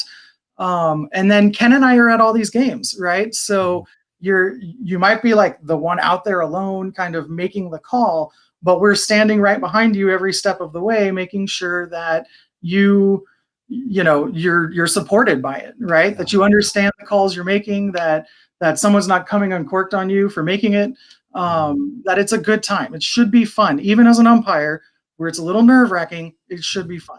So. Yeah, umpires never get yelled at by parents. Dude, you guys are easy on them. All right. I'll never understand why a guy 60 feet away at an angle thinks they can see what's happening over the plate better than the dude literally standing over the plate. But it's cool. I was at a softball game on Saturday watching my niece, and there was a questionable interference that happened on running to second base, and the coach says, "Hey, Blue, how about the interference?" And then the umpire looks at him and goes, "I'm 75 feet away and I'm by myself." Like, it didn't look like interference from where I am. Yeah, right. Yeah. And the best question ever, how old were the girls? Yeah, they were 11. Yeah, fair. 12. Yeah. Fair. I might make that call. I mean, they're 8 years old. There's no such thing. Nobody knows what they're doing. Right. All right. And then, so you're announcing on Wednesdays. Yeah. But not Saturdays. Saturdays, I don't know if you know this, but they're busy days for youth sports. Yeah. Right. Okay. Well, I'm going to actually be at the field on Saturdays because we're snack bar duty, my wife and I. So fantastic. Yeah, we'll be basically standing outside the snack bar watching softball and baseball at the same time. So hey, that's exactly what I do. That's perfect. Right. That's the thing that people forget is, with the limited spectators now, as long as you're volunteering, you can be at all of these events. Right. Yeah. I love it. And I've got all the right shirts that make me look like staff. So I'll see you. Exactly. Yeah, that's awesome. All right. So then Friday, you're going to come on and we're going to talk more about what we want to get to know Melissa a little. So right. you can talk about your past, how you got involved, and how long you've been here, and all kinds of fun things like that. But in the meantime, if they want to get a hold of you guys about learning how to be an umpire, which by the way sounds like a great gig for a kid. It's so much fun. I used to do it. I still do it. Let's be honest, but it's so fun. It really is. For sure. All right. So the number they can call is down below, 434-4909. And we can find you downtown at any given time, right? Basically, as long as it's not a Sunday, I'm probably wandering the streets looking for some kid to give a high five to. Hey, so you do know everything about Templeton. What's going on in AJ's? Do we know what's happening with that building? I do know. So a group of young families, people younger than I, have purchased the building. They're remodeling on the inside. There was a lot of work to be done. I think they're done with the demo and they're back to doing some building. There's going to be sort of a three-part thing happening in there. There'll be like a breakfast nook happening. There'll be some lunch and dinner space and some bar space. They're still in the build-up stage. So I think a lot of these fantastic ideas can change. Sure. And when reality kind of comes into play. But I think that's what they've settled on, is this idea of doing, a cool spot for breakfast, and then a cool spot like a diner spot for lunch that'll go along with that, and some fancy steakhouse or something for dinners and drinks, of course, because we're all very thirsty in Templeton. Right, exactly. Well, that's awesome. That'll be fun. Yeah, Templeton. I want to petition for a rooftop bar somewhere in Templeton. Can we make that happen?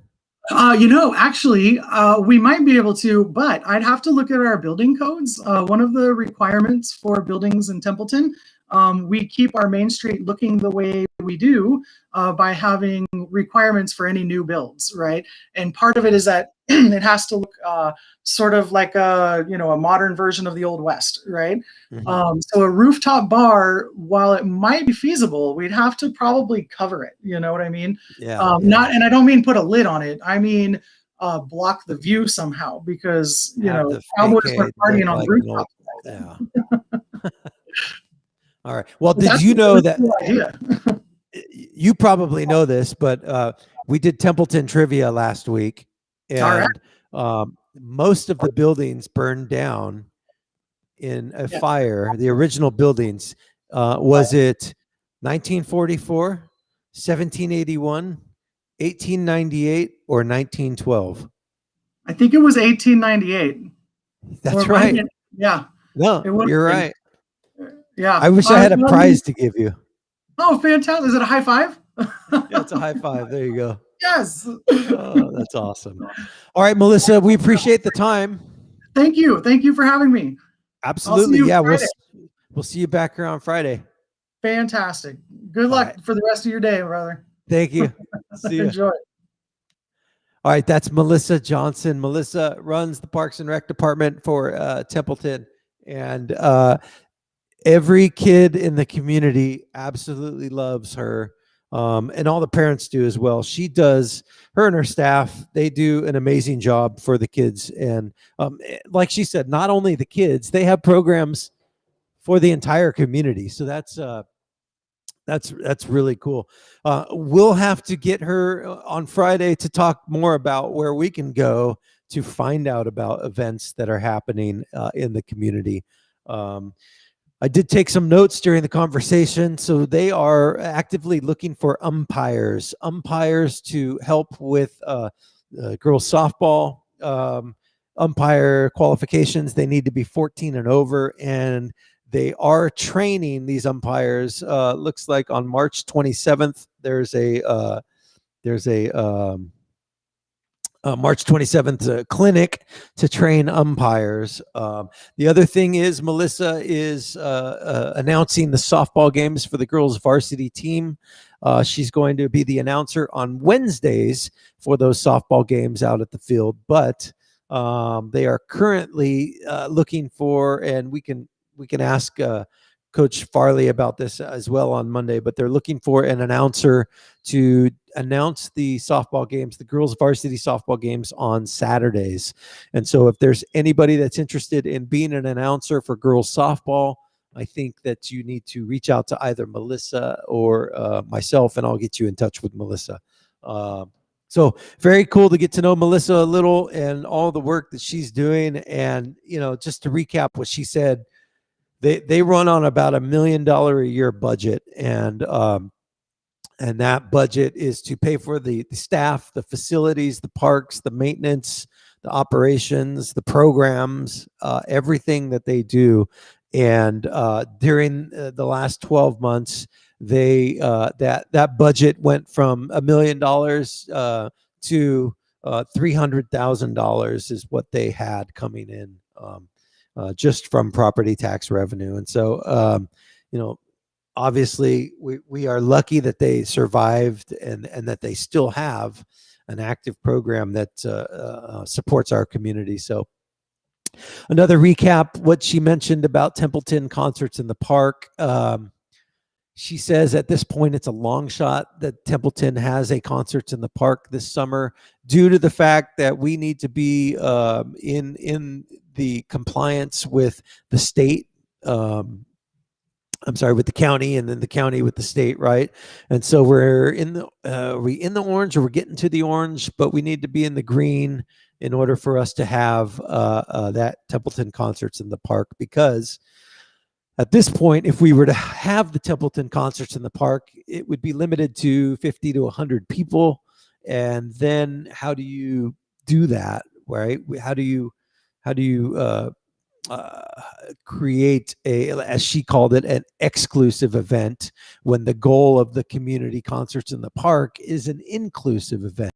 And so that's one of the challenges that they're up against, with being able to do the Templeton Concerts in the Park. And if you haven't been before, it's it's one of my favorite things about small towns, and really most towns are doing concerts in the park, or they were doing concerts in the park before the pandemic. But it's a neat thing. And myself being a musician in a band, my band, we've been together for 10 years, 11 years, and we've played concerts in the park in Templeton and Paso and various cities throughout the Central Coast. But yeah, it's just a lot of fun. It's a great community event that's all ages. It's free. People come with lawn chairs and enjoy the music, enjoy the evening. There's typically beer and wine vendors and food vendors, and people bring picnic baskets and stuff like that. So it's a fun thing for the community that happens on Wednesdays in Templeton. And hopefully here we'll be able to enjoy some type of concerts in the park this year. But she's saying at this point it's a long shot because of the tier status and the regulations. So that's a bummer. She also touched on AJ Spurs, what's happening in that building. So I'm going to try to reach out to that group to get them on the show to talk more about. I'm going to make a note here.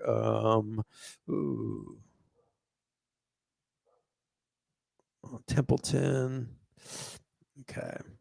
So I want to reach out to that group at that bought AJ Spurs to make sure we get the lowdown on what's happening there, because that's a cool building, and I think it could turn into a really cool spot. So that's exciting. Okay, it's 8:40.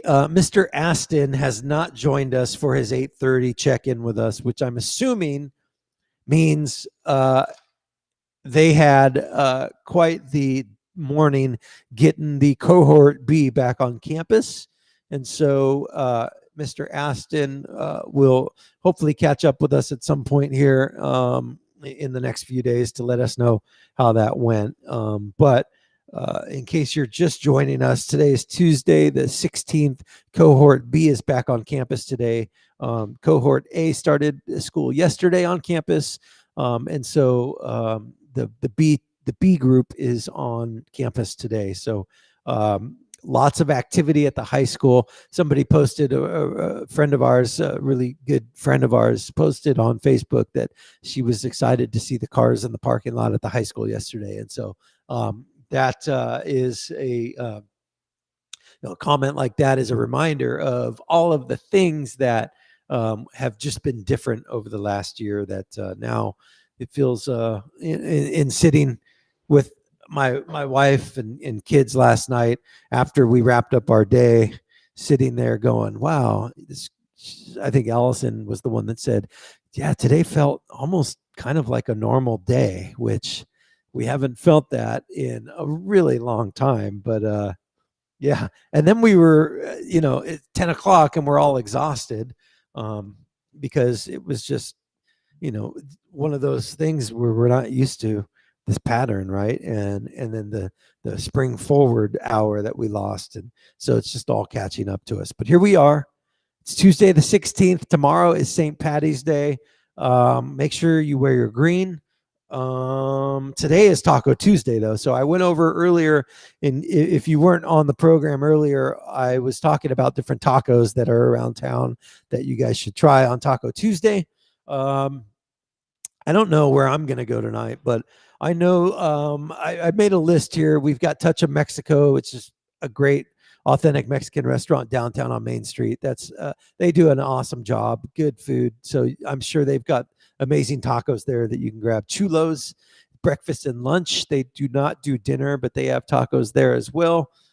Jack's has great tacos. Jack's tacos that are the carnitas with the onion on it and the cheese. Oh, they do a good job. Taco Roco is just the traditional taco shop that has good tacos down by Target. And then Pier 46, my personal favorite, is that halibut taco that's about this big. It's like a plate full of just fish and lettuce and lime juice, and it's just in hot sauce and special Pier 46 sauce. It's amazing. So, and then get the sweet potato fries, or the fries, with the sweet potato fries and mixed in them. That's you can't go wrong there. So tomorrow, St. Patrick's Day is happening. Lots of things going on around town. St. Patrick's Day at the Poorhouse in Paso, 2:00. They have $4 Guinness and corned beef and cabbage they're going to be serving, and then Irish music happening. So 2:00. I'm probably going to go down there for a pint with a buddy of mine to just check it out and show him how the West Coast does St. Patty's Day, because he's from Pennsylvania and they do it way bigger than we do it. So we're going to show him our celebration. Tent City in Atascadero also has $4 Irish stouts tomorrow, and $11 corned beef sandwiches. So that is happening at Tent City in Atascadero. That's on El Camino Real. And then also they have Irish fiddle music happening too. So from 6 to 8, if you want to catch some Irish music. The VFW in Atascadero is doing Burgers and Brats. They're opening their bar and off to the races at 11 a.m. tomorrow. $6 Burgers and Brats. So VFW in Atascadero on Morrow Road, if you want to go celebrate with some veterans. Open to the public, by the way. And then Amy and Jamie's Place is doing they're doing corned beef, red potatoes, cabbage, carrots, and fresh rolls with dessert. $18.95. You can call them and order. It's 805-434-1800. But Amy and Jamie's Place is over on Las Tablas. They are doing traditional Irish meal that you can pre-order. Pick up between 4 and 6 tomorrow. So that's in celebration of St. Patrick's Day. All right. So I see in the waiting room, Mr. Aston from the high school is waiting and ready to come on. We know that time is of the essence with him. So it's 8:46 right now. We'll get him to just give us a real quick update. Check in to see how it's been going with the cohort B back on campus this morning, and cohort A yesterday on campus. So, Mr. Aston, how are you, sir? Doing great, Mike. Sorry, I was a little late hopping on. It's been a busy last couple mornings. I would imagine it would be. Yeah, I'm gonna put up your name and your contact information real quick, but go ahead and talk to us. How did yesterday go? Yesterday went really quite smooth. We anticipated that it'd be a little bit, have a few hiccups here and there, and we did run into some hiccups. But honestly, the positive vibe and the excitement from the staff and the kids was just made up for any little problems that we ran into. So I'll tell you what, yesterday was just so fun to have. We had roughly about 280 students on campus yesterday. And it was great just to have that many kids on. It still feels a little empty, more empty than what we're used to on a regular basis, but still having that number of kids was fantastic. And the kids were excited. We even had some teachers say, "Oh, they won't talk." It's that they haven't got used to being back in a normal school environment anymore. So I think that'll come with time. But just overall, yesterday was fantastic. This morning we had a pretty good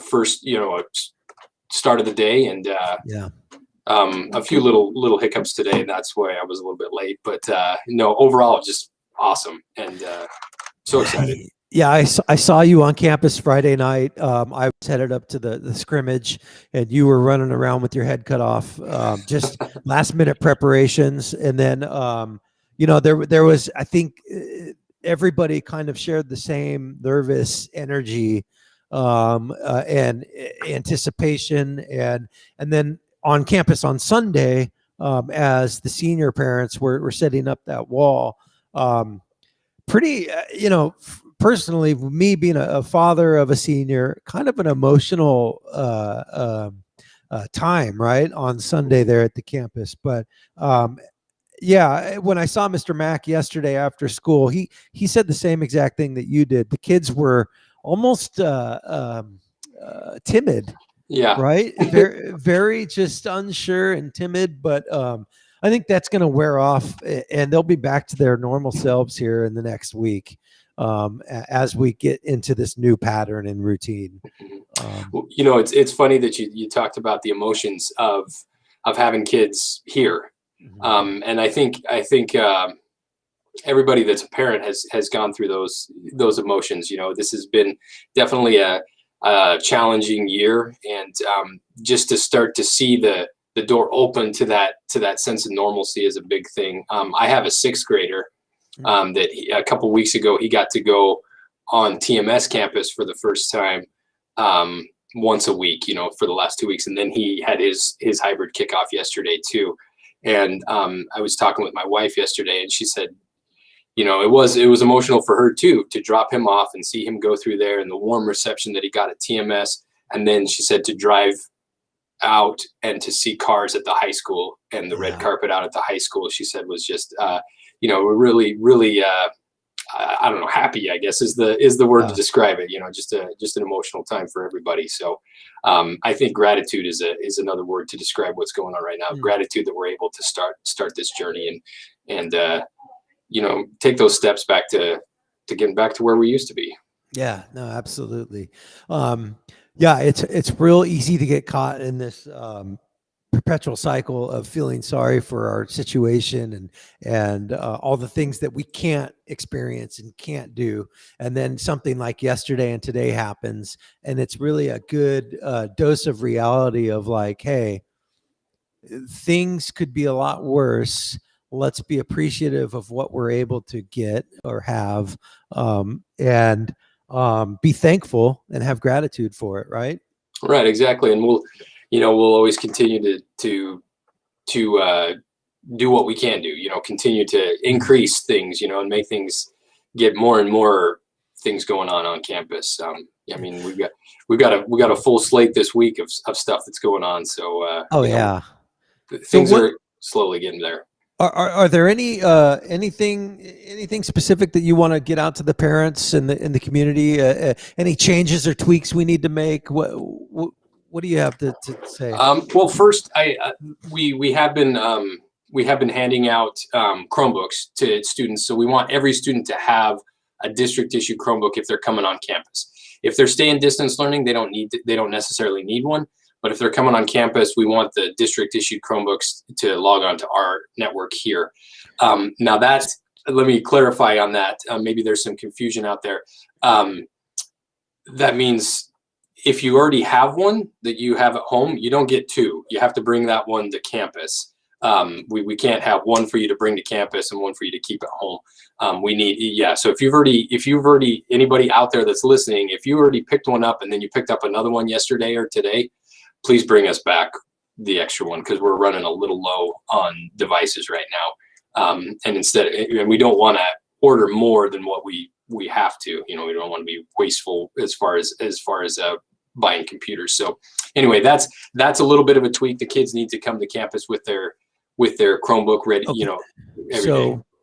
So just so I'm clear, because in my house it was a little bit of confusion. We don't want students to bring personal computers to school. We want every student to have a school issued Chromebook. Correct. Yep. Okay. So kids, leave your laptops at home if they're personal laptops. Mm-hmm. The school is issuing laptops to each student.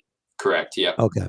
Yep. That makes sense. And that's for some security purposes around the network and whatnot. We just want the devices that are the district's devices, because we have some software installed on all the district devices and some things to just kind of protect our network. Okay. So that's like a big thing, but as far as little tweaks every day, just a reminder to bring water bottles.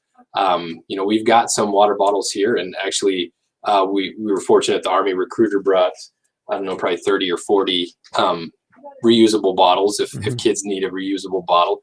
But yeah, snacks, they have to bring their own snacks, and they can eat them at breaks. And then the water bottle is another thing, because the drinking fountains are shut off, but our filling stations are operational. Okay. Two things. Didn't you have duty last weekend? I was supposed to, so it worked out great. Okay. I was Supposed to go. How did that happen? Yeah, I was supposed to fly to Montana to do an inspection with a unit there, but I got a call actually Thursday morning from that unit, the 889th Trans and Transportation Company in Great Falls, and they said, "Yeah, we don't have training this weekend. Our training is the 27th and the 28th." Perfect. And I said, "Well, that works great for me." So I called my supervisor, and I said, "Hey, they don't have training this weekend. Let's change my orders to the 27th and 28th." And he says, "No problem." So I'm actually, so next weekend I get to go. So I was so relieved. Yeah. Wow. That's cool how it worked out. Yeah. The second question I have is for somebody like me or other parents that are regularly going on campus as volunteers with different programs and whatnot. What are the steps that we need to take when we get to campus? Okay, so those that are regular volunteers, one of the things that you need to be able to provide us, we have to do a zip code check. I don't know if you're familiar with Megan's Law, but it's to run everybody by their name, by their zip code, to make sure that they're not on the sex offender registry. So that's one thing, that you have to provide. Second is just follow that same screening that the students follow. So if you have any of those symptoms, just use that screening that we've sent out as a checklist. If you have any of those symptoms, please don't come to campus. And then two, once you arrive on campus, if you can check your temperature beforehand, but if like the staff is here, just check your temperature when you arrive. If you're coming, like what the parent group did on Sunday, there was nobody here to take temperatures or anything like that. So in those cases, just make sure you don't have a temperature before you come. Go through that screening. But really, that's about it. Other than that, and we're kind of limiting the number of people that we allow on campus. So we don't want. Although we love volunteers and we love people helping out, we do kind of have to scale that back a little bit right now. Understand. Okay. Well, that's good information. It's 8:57. So I'm going to let you go. Is there anything else that you want to give to the parents? And Mr. Mack probably hit this, but we've got our school musical starting this week. Thursday is the first day. I got a cameo in that, so come check it out. I'm the first couple of shows. So check out our school musical. There's links on the website to buy tickets for it. First football game is Friday. Just be looking for some stuff from Coach Farley, as far as being able to stream the game, because we have to limit the number of spectators that are coming. And just be on the lookout for more information, because there's going to be a lot more coming out. Yeah, and we posted the link yesterday to the live stream. We'll do that again as we get closer to Friday. And it's not only the football games, but other games as well. We'll be streaming on that platform. Soccer will be on there. And then once we get indoor sports, it'll work out great, because indoor sports, we're going to be very limited on spectators. So we'll still be able to watch basketball and volleyball. So. Very cool. Well, cool. Yeah. Young Frankenstein starts Thursday, goes through Saturday, 2 weeks in a row. So we are looking forward to that. Mr. Aston, we want to thank you so much for the hard work and the time that you put into our students and helping the community get back to where we are now. So thank you so much. No, thanks, Mike. I appreciate it. Yeah. We'll talk to you next week. Okay. Sounds good. See ya. All right. Thanks, Josh. Bye-bye.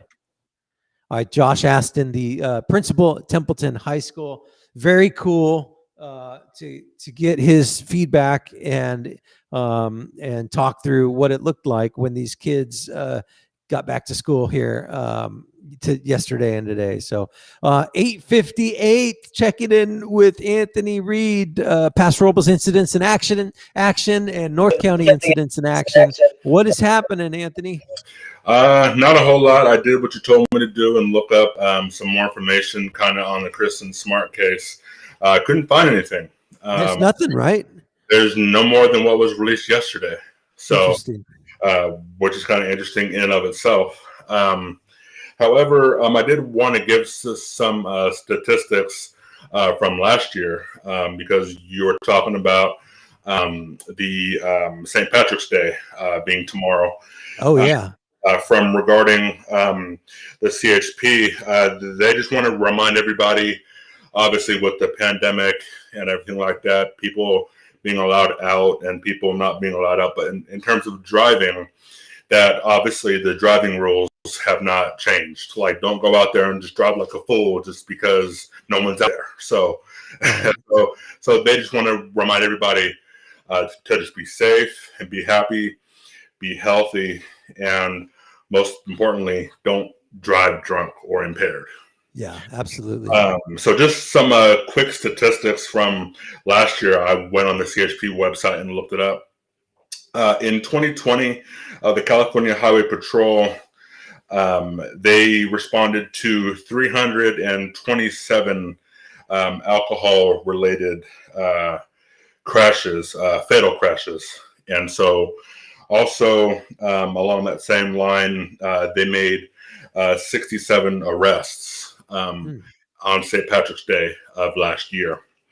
So just be smart out there. Like I said, we're still in the midst of a pandemic, and people are just going to do what people do. That's just what people do. So just be smart, be happy. Most importantly, be healthy as well. We are in the red tier. And looking pretty strong as SLO County, as going into I think next stage is the orange tier. Yep. And so we're looking in that probably in the next few weeks, I hope. And I think the county has their COVID update on Tuesdays. Is that right? I believe so. Yes. Yeah. So it's maybe tomorrow we can give the community some updates on the COVID numbers and all that fun stuff, which I'm trying not to focus on that stuff so much because Sure. it's been jammed down our throat for the last year, but it is important information for the community to know. So yeah, a COVID update tomorrow could be kind of cool.